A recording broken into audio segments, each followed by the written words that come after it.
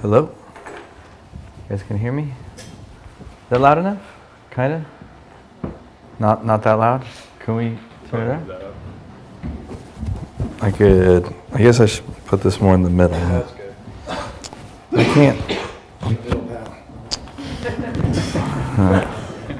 The middle mic pad. Huh? Put it up closer. Put it up what? Up here? Just up closer. Like even higher up? How about like that? Is that good? Cool. All right. Good to see everybody. Man, this is a little tight. If you must know, I don't button this shirt. I don't have the buttoning option on this shirt. It's a shirt I wear open.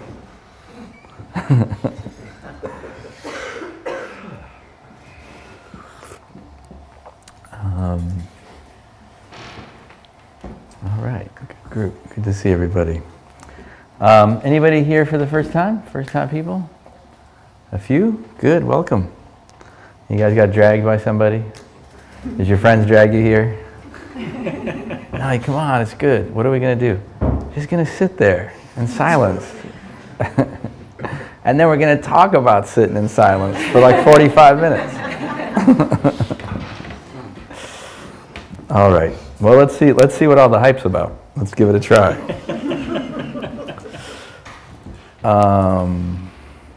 We'll sit the way we do for about a half hour.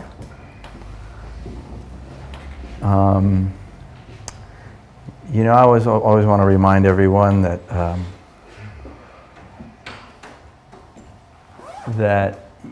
you know, we're not trying to get anything. We're not trying to achieve anything. This is actually a time to kind of stop all of that and just be here and be like, all right, well, right now I'm like this. Like however you showed up, that's how you are right now. That's totally good enough. And we can just be with that. And there's no need to try to become something else or change. But actually more learning to not be in conflict with how we are.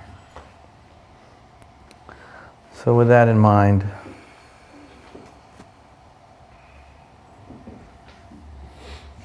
find a comfortable posture.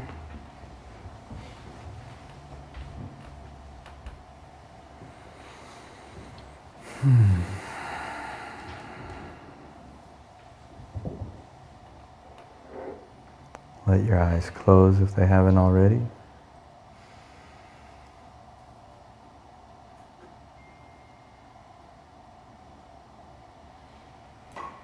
And just start by bringing your awareness to your body.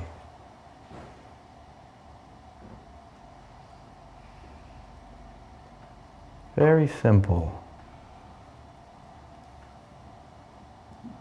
Just these sensations in this body in this moment.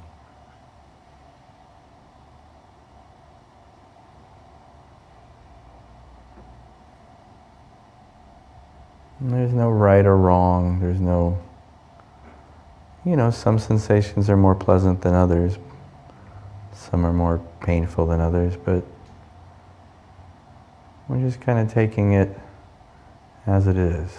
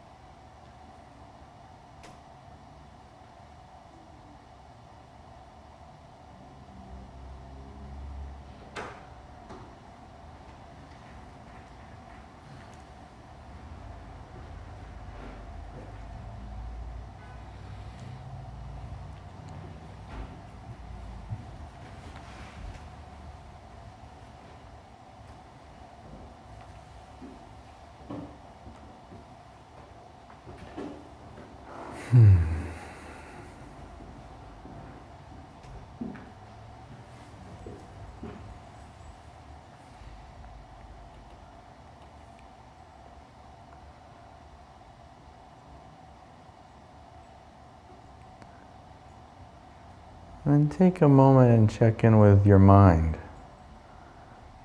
Like, where's your mind right now? Again, it's not right or wrong. It's just,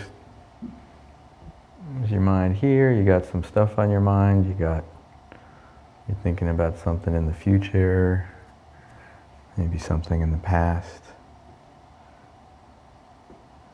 Sometimes we can actually think about stuff in the present. But instead of actually experiencing it, we're thinking about it. So it's actually about like half a second in the past.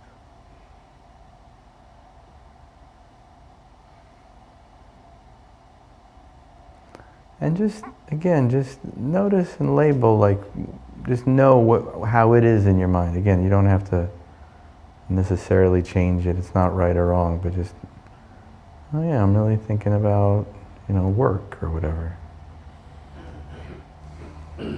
Or maybe, wow, I'm not thinking about work. That's great.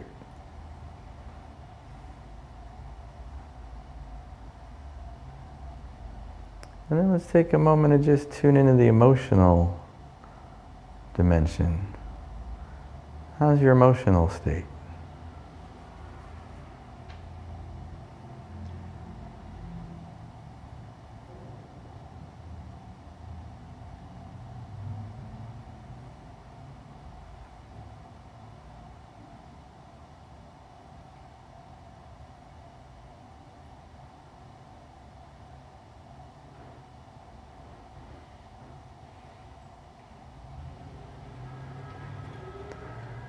And again, not to change it or judge it, but just to acknowledge it. Just to acknowledge, I'm like this right now.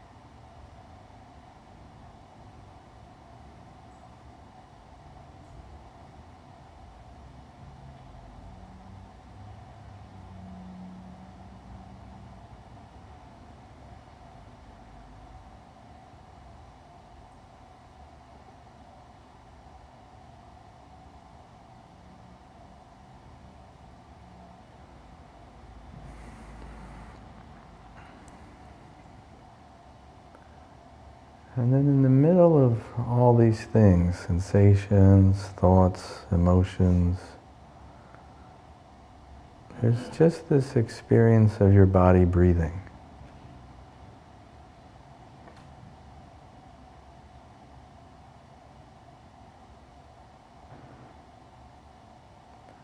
This very simple, direct thing that's sort of happening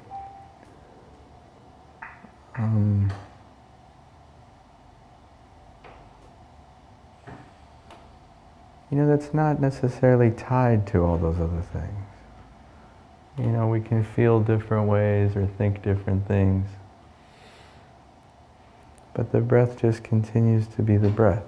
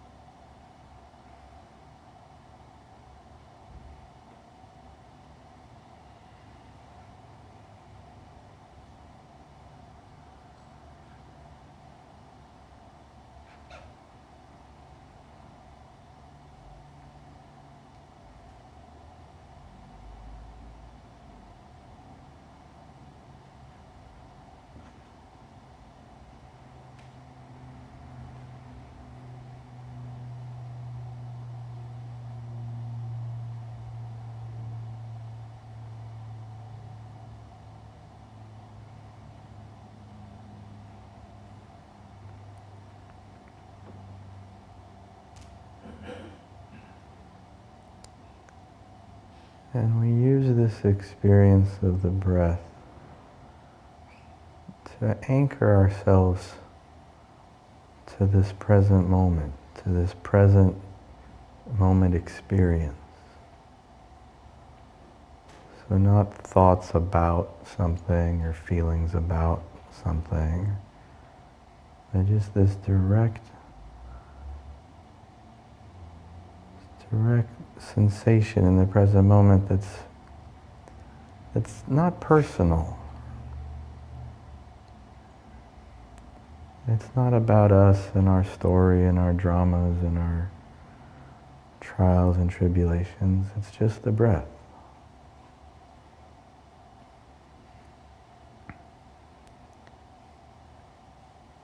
And it can be a way to find refuge from all that other stuff.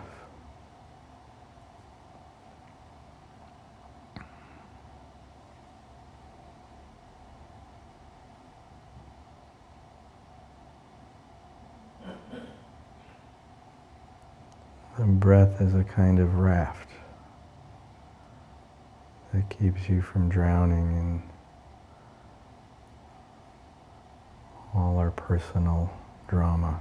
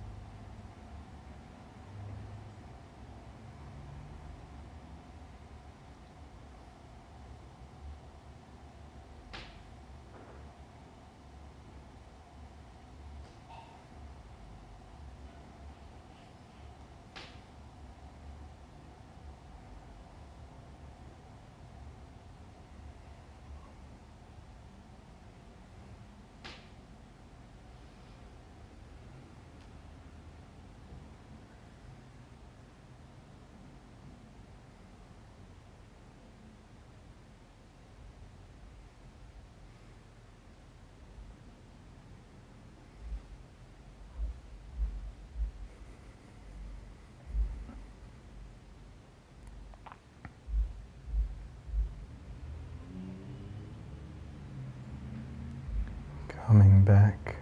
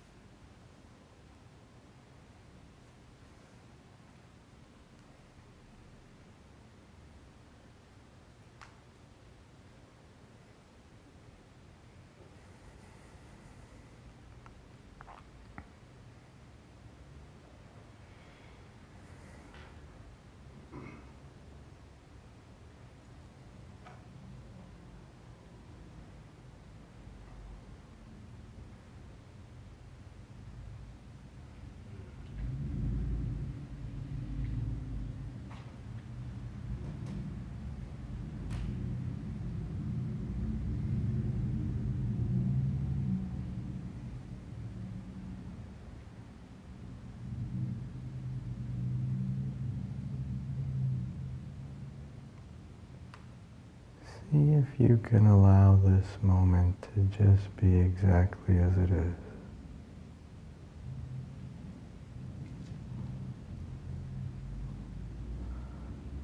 Letting go of the idea that there's some better alternative moment that you should be having.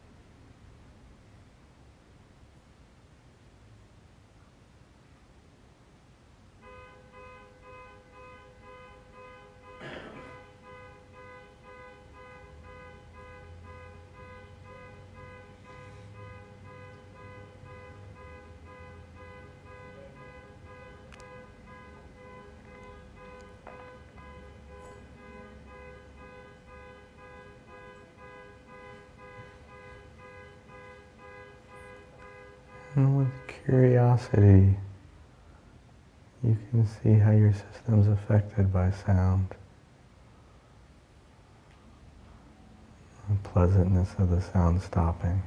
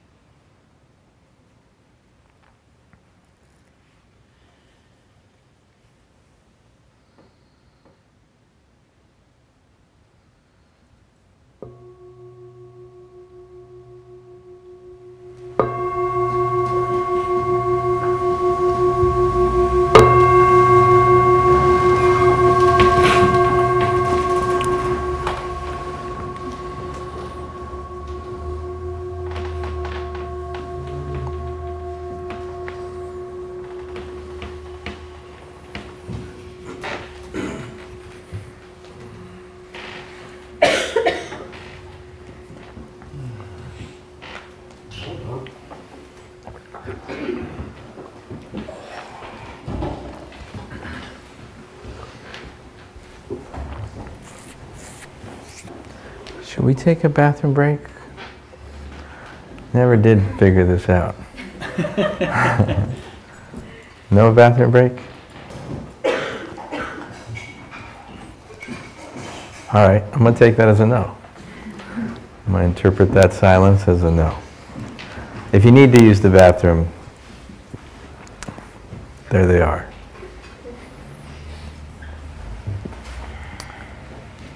So,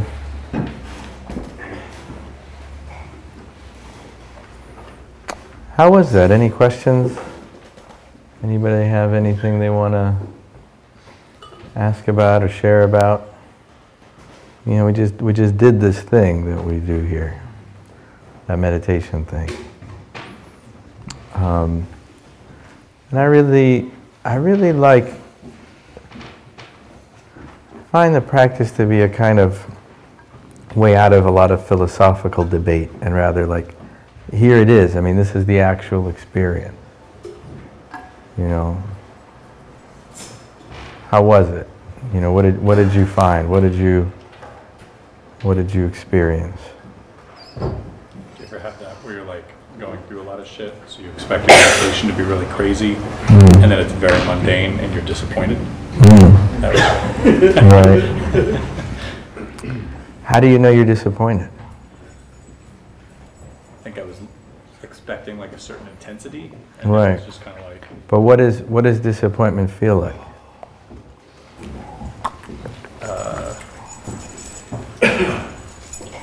Like it's a feeling, yeah? It's a kind of experience called disappointment. Yeah. It's almost like a sadness, like I'm missing the intensity of it. Like you're missing the intensity. You know what's a trip is that with this practice, like everything is kind of amazing. Because when you really get present and look at it, like disappointment, like what a trippy experience. Like have you ever really examined disappointment? Like with curiosity, not with like, you know, when we're affected by it, we're like upset, like, oh, I'm disappointed. But that's like being in it. Is this like almost too loud? I feel like it's a little loud, no? I've never heard myself quite so vibrantly. So when you're in an experience, like, you know, I like this, this phrase you hear sometimes in meditation circles, or I guess psychology is really, they say, are you having the experience or is the experience having you? Are you having the feeling or is the feeling having you? And so when we're in it, if we're like disappointed but we're in it, like it's just, yeah, wow, this sucks, I'm disappointed. And you feel, you know, angry or frustrated or sad.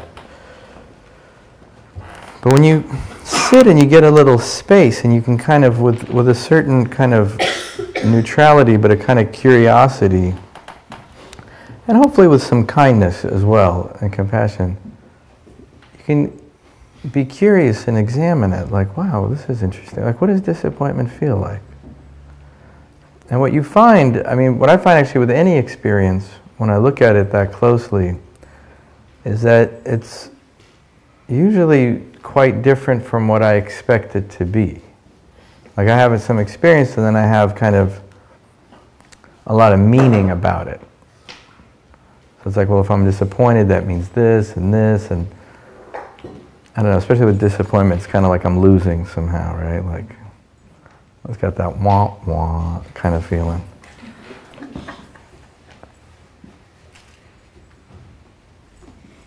But when you look at it as just the experience itself in the present moment, without all the meaning, it's really not, it's not so bad. I've actually sat with some phenomenally painful feelings. And when they're not part of a larger, epic, upsetting story, as just an experience in the moment, yeah, you know, it's kind of sad, or oh yeah, it hurts, but it's quite different. Do you guys know what I mean? Does that make, do you relate to that?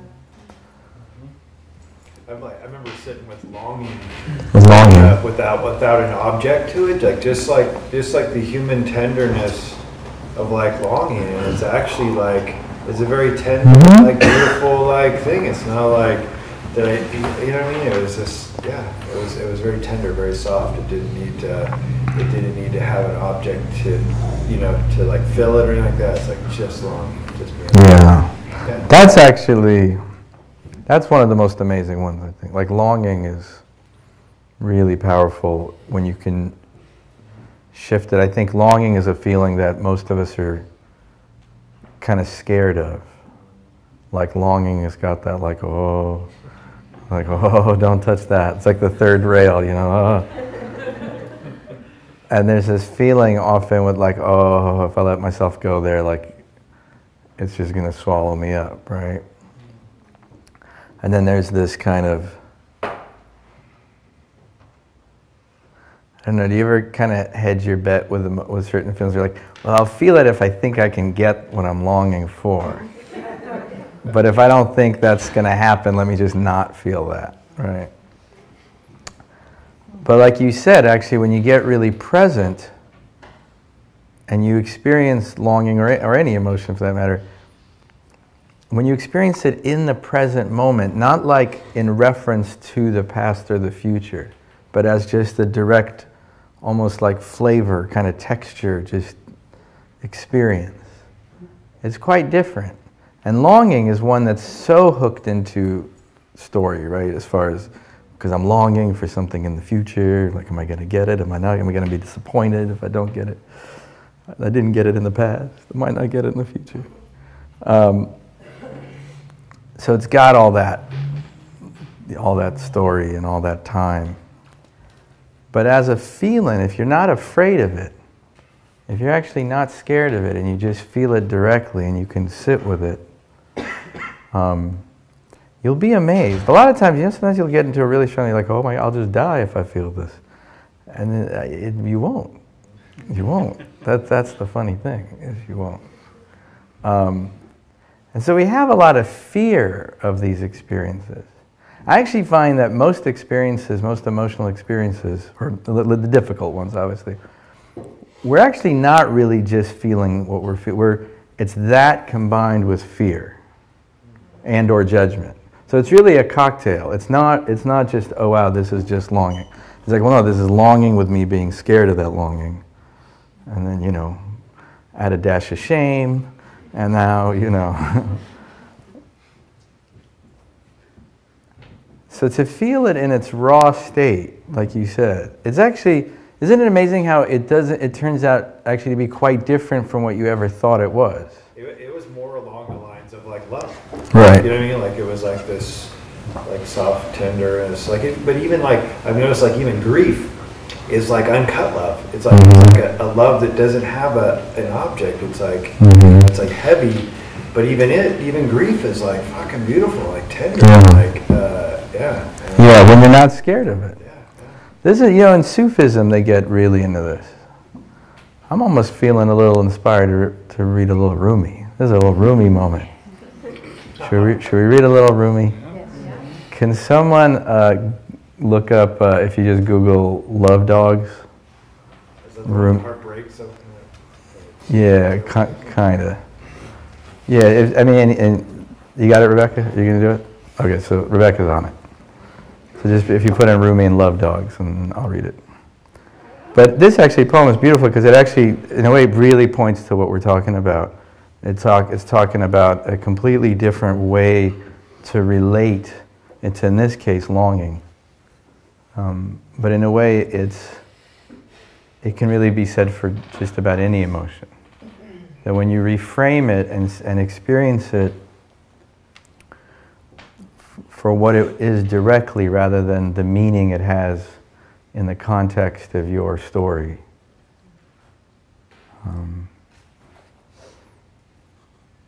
Anybody got anything to say about that? To this? Yeah, Let's say hypothetically you've been meditating a lot for 4 years and you're still lost in the story. Yeah. And you're lost in the story. And you might know all these things. And it's a matter of, well, if I had a question, it's, I'm still just waiting. I'm still just waiting for the story to sort of dissolve or unfold or unwind itself. And it hasn't. And I don't really trip about it anymore. You know, I walk around with this story like all day, every day, but I just sort of trust that it's gonna resolve itself eventually. I don't know. If I'm wrong, let me know, and I'll go back to. Yeah, no, I would say you're not. Well, you're not exactly wrong. My experience isn't that it resolves. Is that it's more that it's like after a while, it's like watching reruns. You know, it's like no, they keep running the show. That show's never going off the air. But you know, you turn it on, you're like, oh yeah, this is that episode where I think everyone hates me. I've seen this one like 1,000 times. It always turns out I was wrong. It's like a never-ending Three's Company episode, where it's always about some misunderstanding that you have, you know?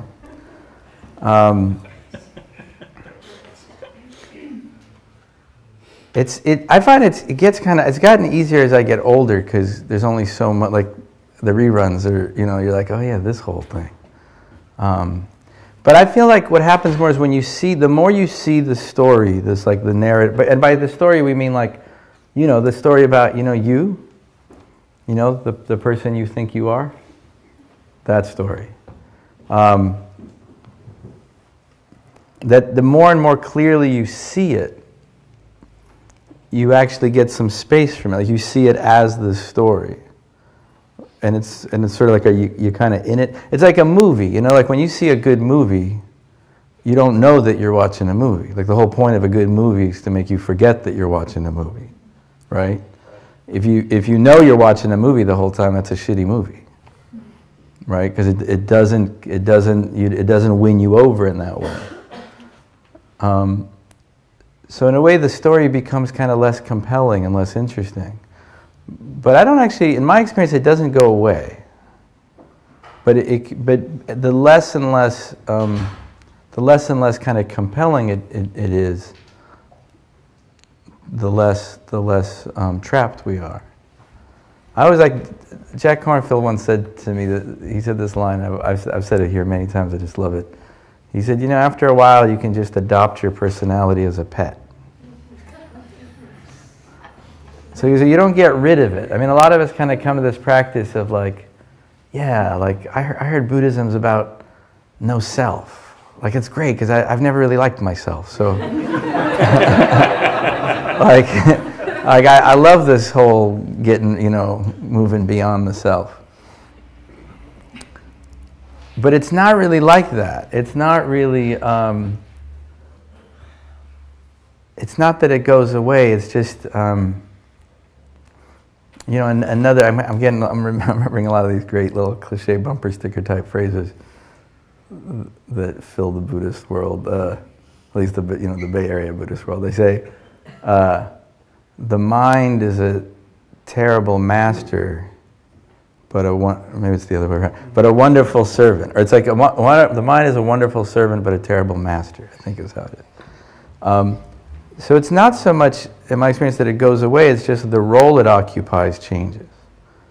It's like it goes from like being in charge and actually running the show to having a more supportive role. So maybe, does that help?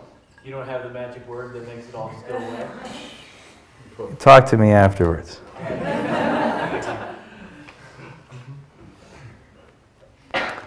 So this is... we're going to go back to longing. This is this poem called Love Dogs by Rumi. It says, one night a man was crying, Allah, Allah. His lips grew sweet with praising until a cynic said, so, I have heard you calling out, but have you ever gotten any response?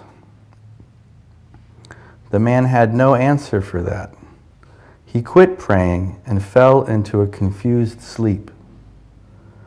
He dreamed that he saw Kadir, the guide of souls, in a thick green foliage. Why did you stop praising? Because I never heard anything back. This longing you express is the return message. The grief you cry out from draws you toward union.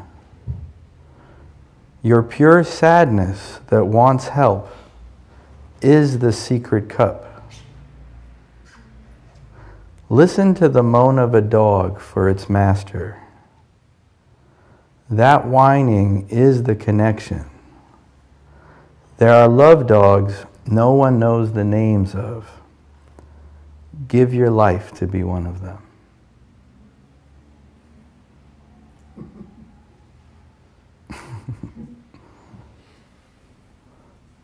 It's good. Have you, anybody hearing that for the first time? How many of you? All right, we're going to read it again.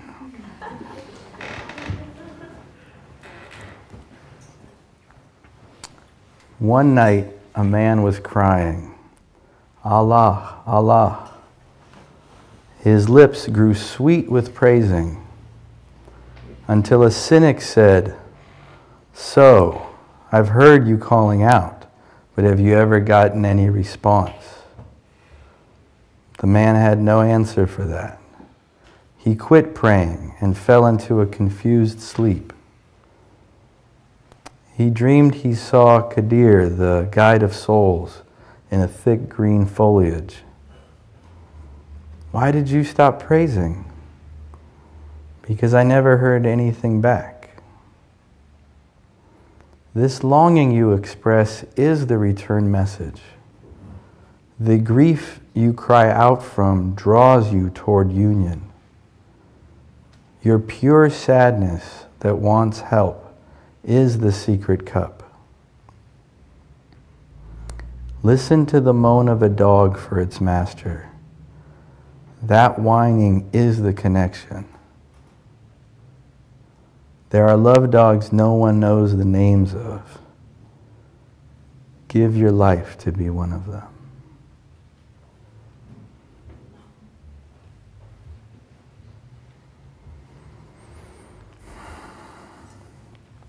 Okay, what does that mean? What's that? I said, what does that mean? What does that mean? It means, it's interesting because I was struck by the word that he says, your pure sadness that wants help. I was really struck by the word in that context, the pure sadness. And the way I hear that the way we're talking about it is it's sadness without all the story. Like it's pure in that you're not like, a lot of times when we feel something, we're like, oh wait, how do I fix it? Right? Well, why is this? I find that one very common and kind of perspective most of us have is that if you feel bad, that's like because you did something wrong. I really feel like there's this, I don't know if you agree, I'm actually curious. I felt this for a long time, that especially in our culture, there is this kind of myth or this idea that, hey, if you do everything right, you'll just always be happy. Like if you really, you do it right and you're smart and you make the right choices and you meditate and and you work out and you eat the right food and you have the right friends. I mean, all this stuff, right? Like all the right things. And if you get it all just right, you'll just kind of always feel great, and everything will be fun and happy kind of all the time. And if it's not that way, it's because you're kind of fucking up somehow. You made some bad choices, or you're not that enlightened yet, or your practice is not that good, you're too attached, Does it feel that way? And so when we feel sadness or longing or any of these things, it ends up, we kind of experience it through this lens like this is wrong. Like, this is a setback at best, right? It's very hard for us to honor these kind of difficult emotions, to really just honor them for what they are, to honor them as something poignant and beautiful and profound. that's, part of this life experience, not something that's gone wrong.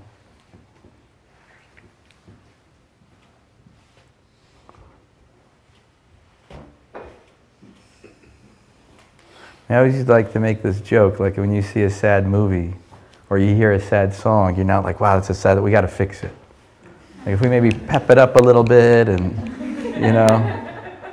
right? Like it's beautiful in its own right. You're like, well, no, it's, you see, I don't know, some heartbreaking movie and then, but, people pay good money to see it.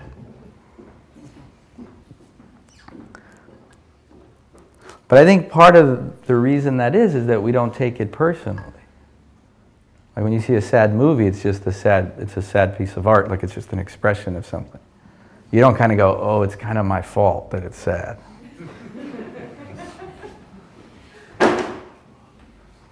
And so in those cases, I think that's why we can be with it, because we're like, yeah, I get it. I'm not taking responsibility for this. I'm just watching it and I'm really moved by it. But when it's our own life, it's, well, no, this is a problem and I got to get over it. I might start going against the stream Monday nights. If that doesn't work, I'll go on Friday nights. And help me get over all this stuff. But in my experience, it's not about getting over it. It's actually about embracing it and relating to it in a very different way. Relating to it, like you're saying, it's the pure sadness, where it's just, I don't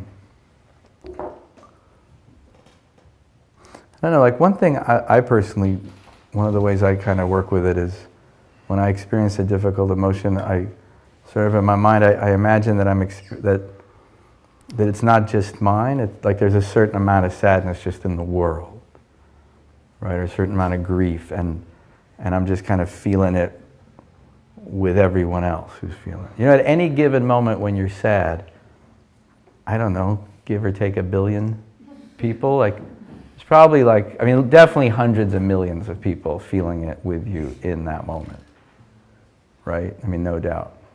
Rebecca? A couple of things. Matthew said one time that there's this Twitter account called So Sad Today. Oh. Does anybody follow it? It's really kind of funny because every day she's so sad. It's like there's another tweet about how sad she is. And she's a great writer, so it's follow that account if you don't want to feel alone. All right, that's great. But also what you were saying right now reminds me of the expression to have a good cry. Yeah. Almost as if there's a bad cry and a good cry. Mm-hmm. Well, I think it's funny, I've never thought of it, but I think the difference between a good cry and a bad cry is how much you surrender to it or not. Like a bad cry is when you're crying, but you think you shouldn't be crying, and you're kind of like judging yourself for crying, you're kind of trying to stop yourself for crying. When I think of when someone talks about a good cry, they just went for it, fuck it. Fuck it, I'm crying, And when that kind of cry is done, you feel better, you don't judge yourself for having cried. Mm-hmm. Yeah, you can really learn about this from little kids. Like when they cry, they just cry. It's a really beautiful, age. It's like, I'd say it starts to go wrong like around 4. I think I've seen it. I've seen a lot of kids go through that, and up until somewhere between 3 and 4, there's just it's just part of life, but it's kind of this tragic thing that happens when they become self-aware. Right? You've seen this? And prior to that, to 3 or so, they're just free. They're just there's no kind of self-referencing thing. So if they cry, they're just crying. There's nothing in there that's going, oh, I should cry, I shouldn't cry. It's just, apparently I'm crying, I don't know.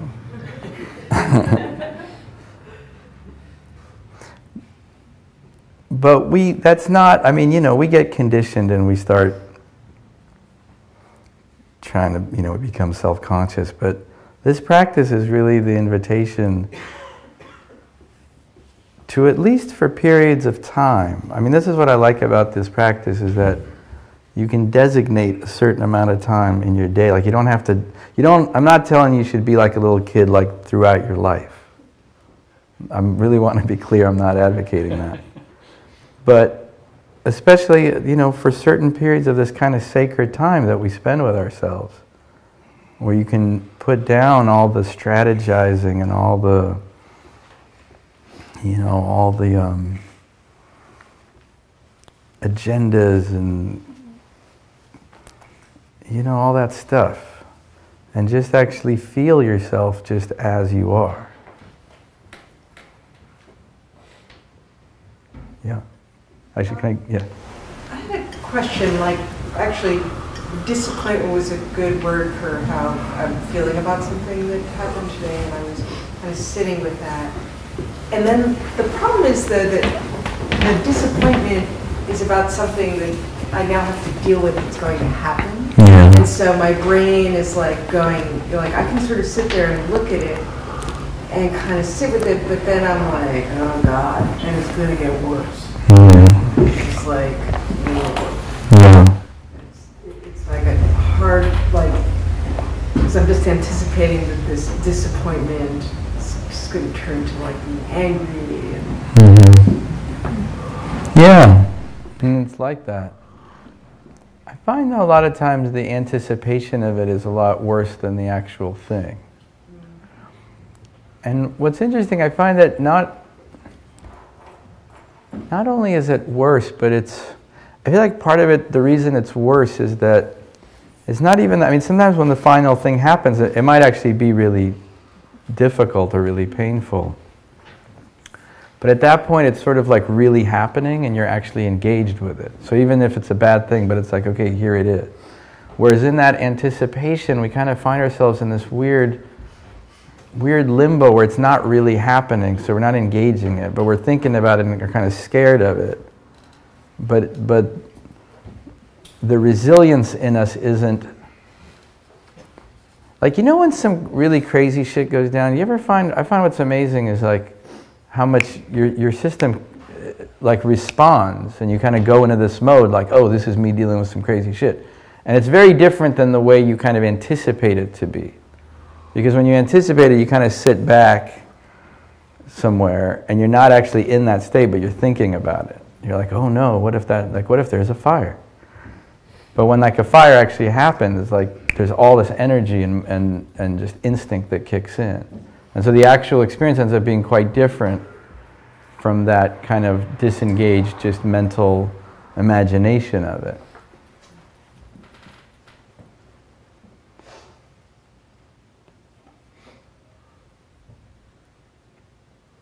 Yeah, it's interesting how that.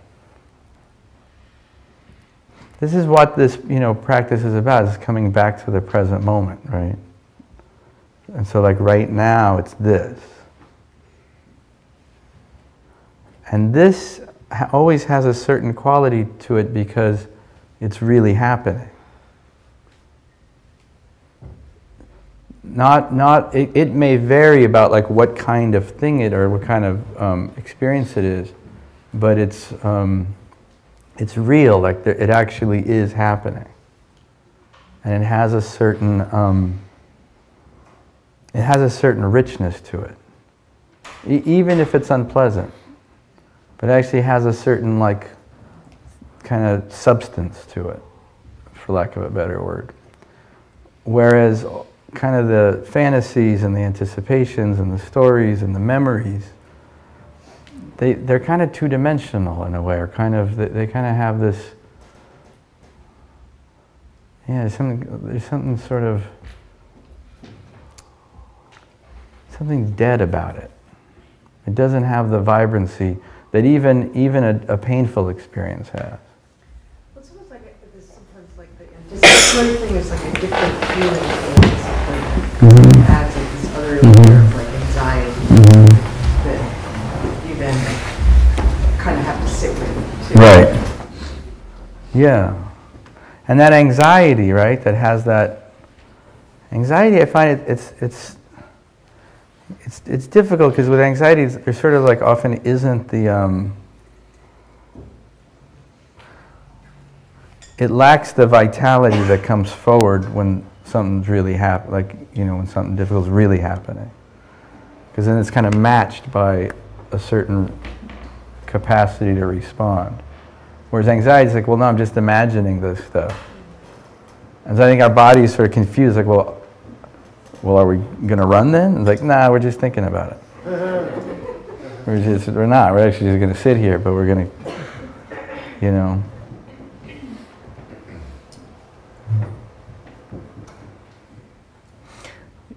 Mark Twain has that great line where he says something like, my life's been filled with many horrible tragedies, most of which never happened.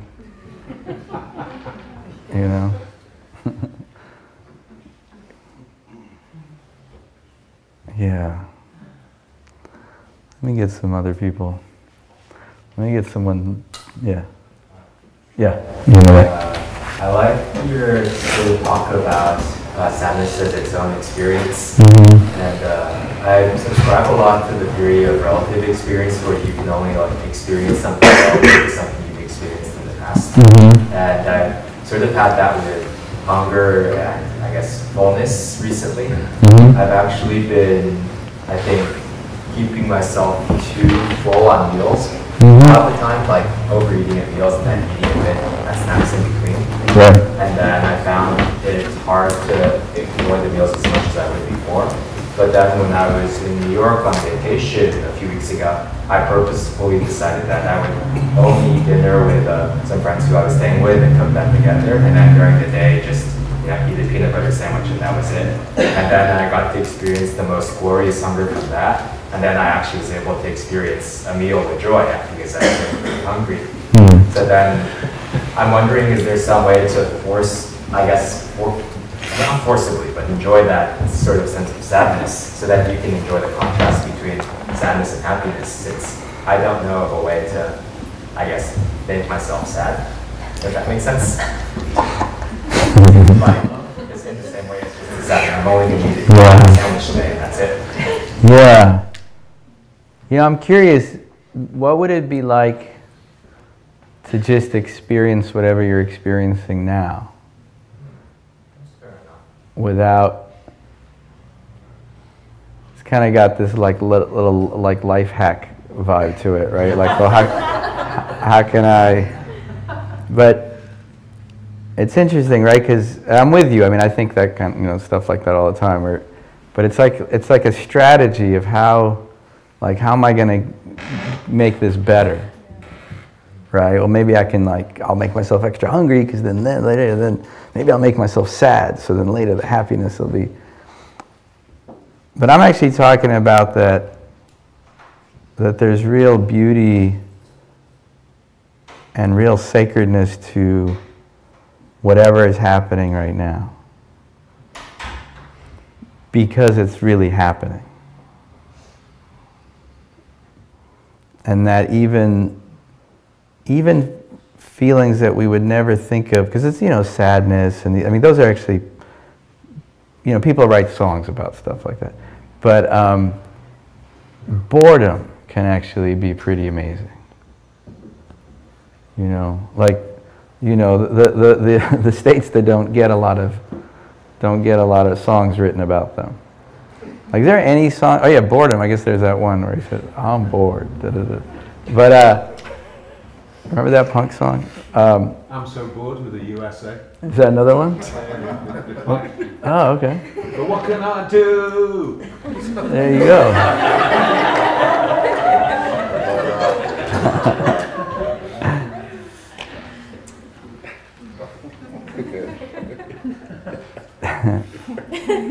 There's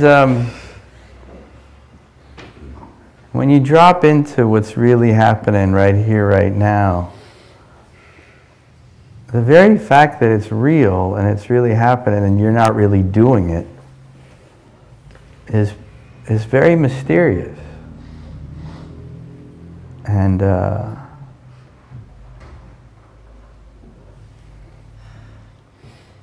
can actually be very fulfilling.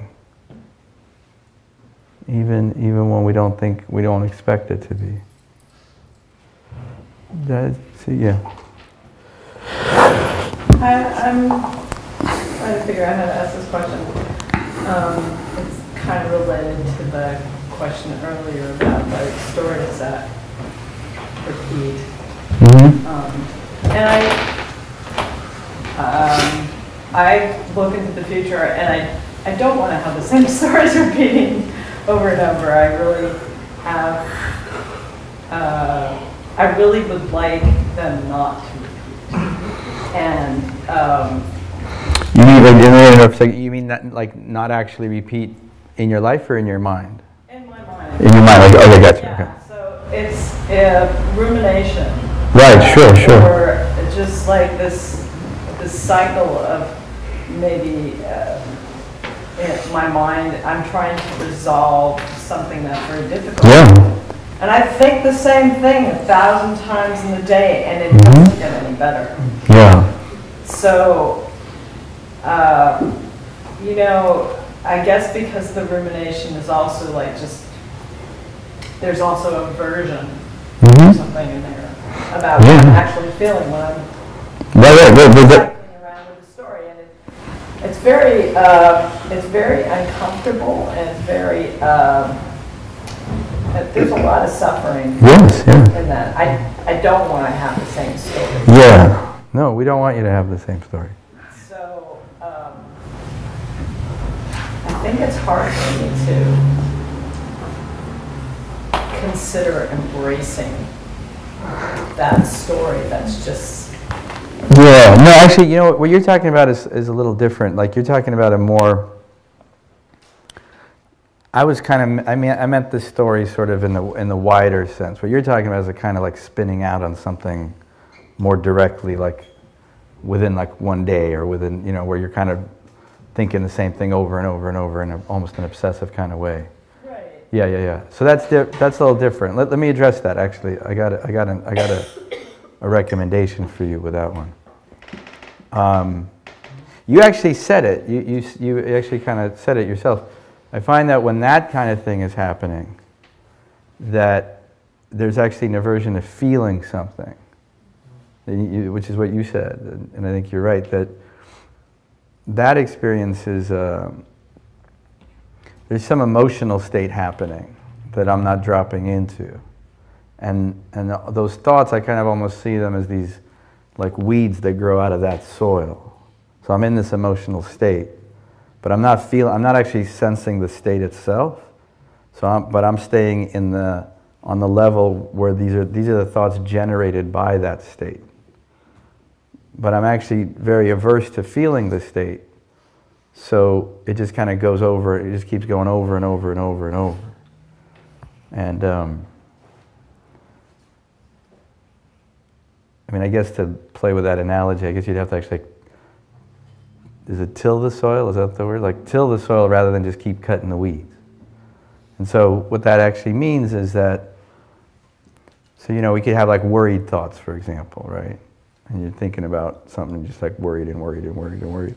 But you can actually drop down deeper into the body, it's very much in the body, and sense the worry, like the anxiety itself as a sensation, as a direct body experience. Whereas that thought level is almost, it's sort of like the reflection of the body experience. You see what I mean? Does that make sense? So the kind of spinning out is a symptom of something underneath. Yeah, there's a more direct emotional, physical, like in the body state that it's kind of like we're kind of floating above it, just in this, because those thoughts are about that feeling, but they're not the feeling itself, right?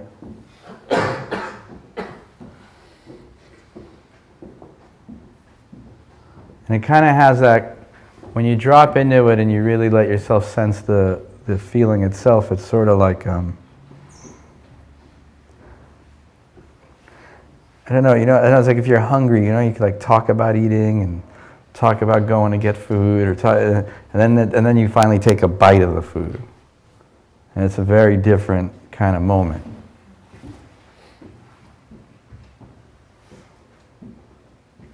Can I Yeah, please. So to get deeper, sometimes it feels like there is like a film on top that I have to like break through because the cycling is just kind of, it's like a bubble that's just skimming a water. Yeah, right, exactly. So the way, I mean, I don't usually think of it as breaking through it, but what I find is just probably the easiest way to do it is just start to sense your body. So I mean, we could actually, like, let's all just try it for a second. You don't even have to change your posture. Which is just bringing your awareness to the body right now.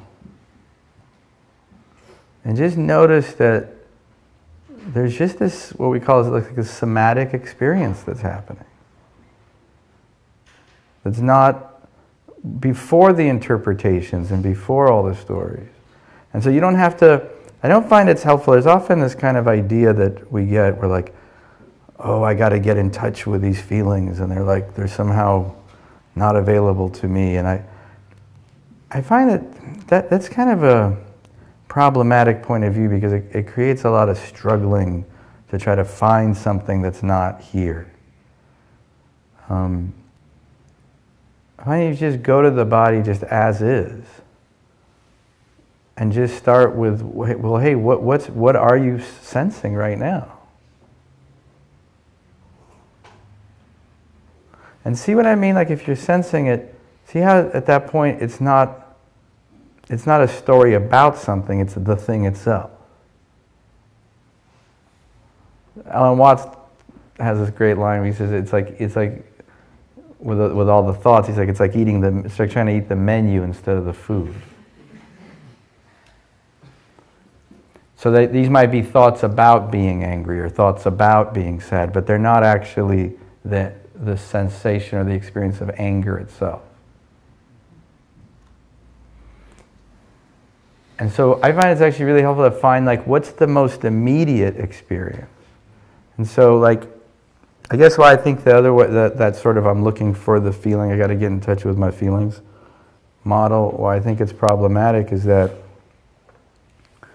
while you're believing that and kind of searching for the deeper feeling, that's a kind of experience already. Like the experience that, oh, I don't really feel what's really going on and I better find that. That's a kind of emotional experience. You see what I mean by that? Like that point of view, the like, oh shit, I'm missing something. And it's this kind of like, maybe, I don't know what we call it, like a kind of fear almost, that I'm like missing something, that I'm somehow incomplete, that I better find something. And that's actually happening right there in the moment. Like with meditation, I remember I was meditating for years before I realized this, is I was doing this practice often where I would try to label the experience of the moment. And I'd be like, wait, what is it, what is it, what is it, what is it? And it took me a long time till I was like, dude, that experience is called trying. Like that's what you're doing right now. You're really trying. And that's the most immediate experience. You see what I mean? Well, I'm like, no, I'm really trying to feel the anger. I'm trying to feel peace. I'm trying. It's like, yeah, but trying. Like, and that's what I mean. Like I was just in the trying. Like I was identified with the trying. So I was just trying without, and I thought it was about all these other things. I'm like, oh yeah, look at that. There's me trying. Oh, trying's like this. You know? So, unfortunately we have to wrap it up. But, because I needed to leave a moment for announcements.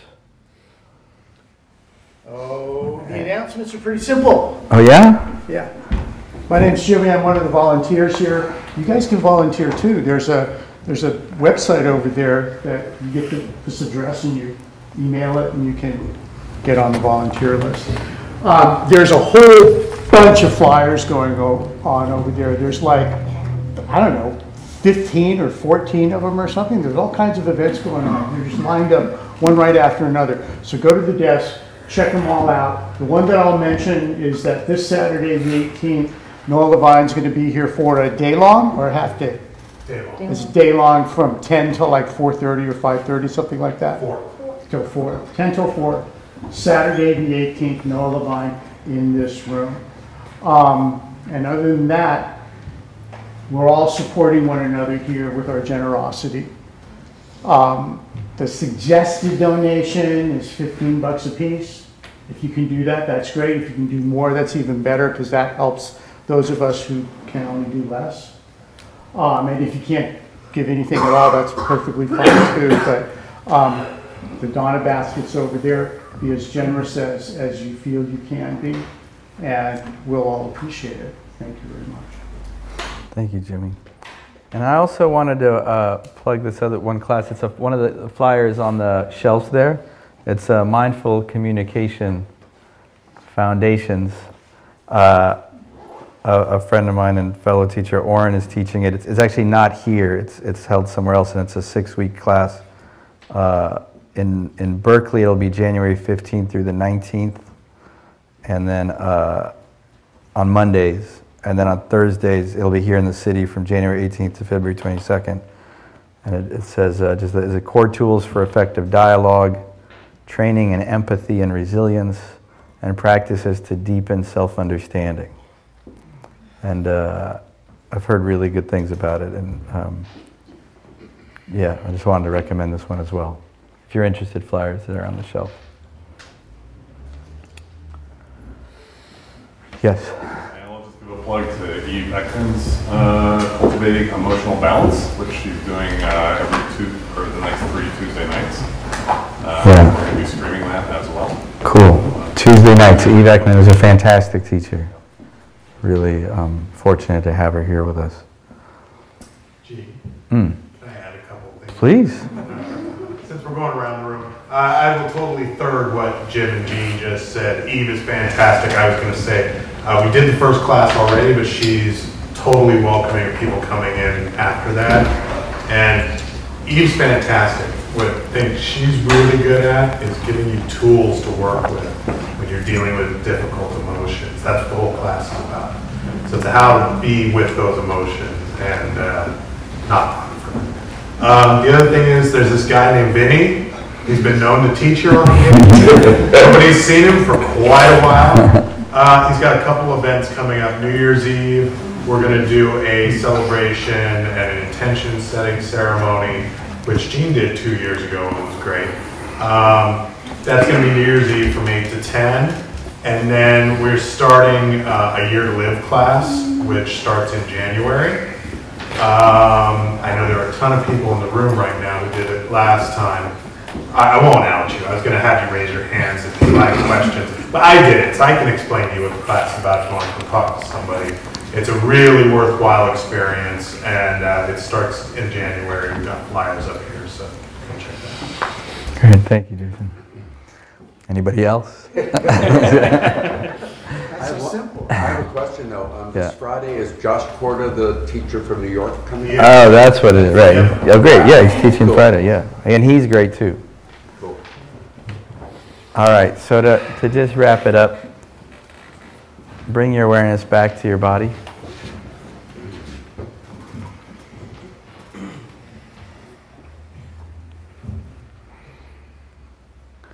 And just sensing this moment, not in reference to any past or future, not in the way it compares or contrasts with where you've been or where you're going, but just this flavor, this texture, this aroma, just right here, this taste.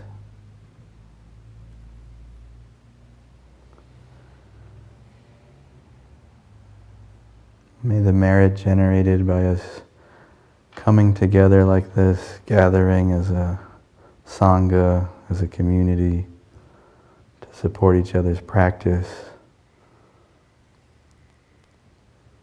support the capacity of allowing ourselves and being courageous to stay present with what is here now, what's asking for us, for our attention, asking for our compassion, both in ourselves and each other. We dedicate and share this merit with beings everywhere. May we all be free.